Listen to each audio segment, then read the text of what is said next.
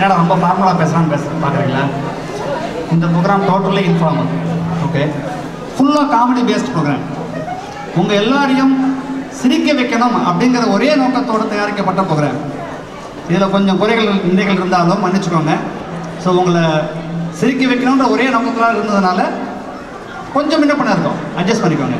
Okay, இது வந்துட்டு நம்ம who wants to be a millionaire அப்படின்ற ப்ரோக்ராம் நீங்கள் எல்லாரும் பார்த்துருப்பீங்க. அதே ப்ரோக்ராம் கொஞ்சம் காப்பி அடித்து நம்ம ஊரில் வந்துட்டு கோன் பனியக்கா கடவுரை பற்றி அப்படின்னு ப்ரோக்ராம் நடந்தது இல்லையா?